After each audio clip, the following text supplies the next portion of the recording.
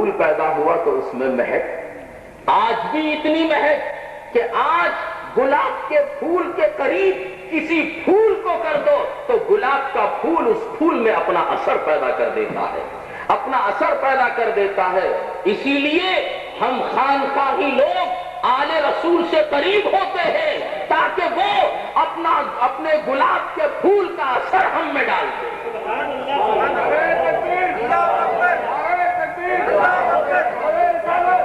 یاد رکھنا،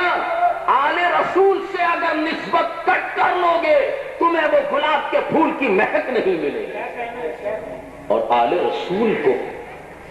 اللہ کے رسول نے تو پھول کہا، مگر امام اہل سنت نے کیا کہا، مجدد دین و ملت نے کیا کہا؟ فرماتے ہیں تیری نسل پاک میں ہے بچہ بچہ نور کا، تیری نسل پاک میں ہے بچہ بچہ نور کا، تو ہے عین نور تیرا سب گھرانہ نور کا، تو ہے عین نور تیرا سب گھرانہ نور کا۔ اللہ کے رسول نے تو پھول کہا، اور امام اہل سنت بریلی کی دھرتی سے پکار کے کہہ رہے ہیں اے نبی کے گھر والوں، تم عام لوگوں کی طرح نہیں ہو، ارے تم سارے کے سارے نور والے ہو، سارے کے سارے نور والے ہو۔ مدینے میں ہو تو نور، ہندوستان میں ہو تو نور، پاکستان میں ہو تو نور، دنیا کے کسی کونے میں کیوں نہ ہو تم نور والے ہی ہو۔ تو معلوم ہوا یہ آل رسول گلاب کا پھول بھی ہے اور نور والے بھی ہے۔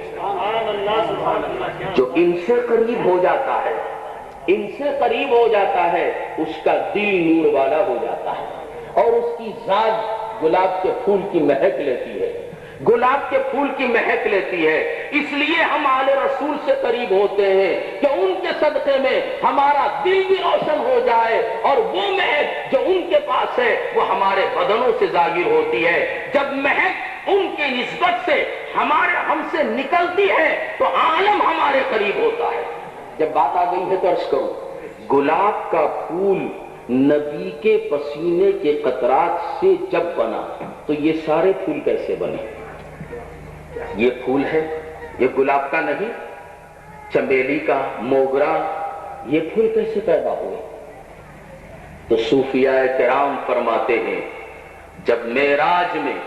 سرکار کائنات فخر دو جہاں رحمت عالم صلی اللہ تعالی علیہ وسلم براق پر بیٹھ کر کے تشریف لے گئے تو سرکار جب آسمانوں کی سیر کر رہے تھے تو پسینے کے قطرات زمین پر گرے تو گلاب کا پھول پیدا ہوا۔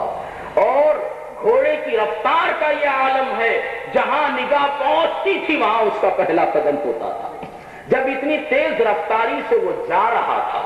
تو میرے آقا نعمت حضرت صوفی علی حسین رحمت اللہ تعالی علیہ نے ایک موقع پر کہا تھا کہ بیٹا گلاب کا پھول تو نبی کے پسینے کے قطروں سے پیدا ہوا، اور یہ دیگر پھول جو ہیں براق جب تیز رفتاری سے جا رہا تھا تو اس کے منہ سے کیا کہتے ہیں جھاگ نکل رہی تھی، اس کے منہ سے جھاگ نکل رہی تھی، براق کے منہ سے تھوک نکل رہا تھا۔ جو جھاگ زمین پر گری تو اس براق کے منہ سے جو جھاگ نکلی اس جھاگ کے بدولت یہ سارے پھول پیدا ہوئے، یہ سارے پھول پیدا ہوئے۔ جب ان پھولوں نے گلاب کے پھول سے اپنی نسبت کر لی، یعنی نبی کی اولاد سے قریب ہو گئے، تو ان میں مہک پیدا ہو گئی، ان میں مہک پیدا ہو گئی۔ اے خانقاہ والو سنو، تم ہوں گے اپنے وقت کے ولی، تم ہوں گے قطب، تم ہوں گے ابدال، مگر اس وقت تک تمہارے اندر وہ بو نہیں آ سکتی جب تک کہ تم آل رسول سے قریب نہیں ہو سکتے، جب تک تم آل رسول سے قریب نہیں ہو سکتے اس وقت تک قادریت کی مہک تمہارے اندر نہیں آ سکتی، چشتیہ کی مہک تمہارے اندر نہیں آ سکتی، سحر وردی کی مہک تمہارے اندر نہیں آ سکتی۔ اگر ان مہک کو لینا ہے تو آل رسول سے قریب ہو جاؤ۔ تو بہرحال میں یہ عرض کر رہا تھا کہ ذہن سے بات نکل گئی، درود پاک پڑھ لیجئے، اللہم صلی علی سیدنا مولانا محمد وعلی آل سیدنا مولانا محمد وبارک وسلم، صلاۃ و سلام علیک یا رسول اللہ۔ شیطان انسان کا کھلا ہوا دشمن، تو شیطان نے صحابہ ہی کو اولیاء کو بھی، اپنے وقت کے قطبوں کو بھی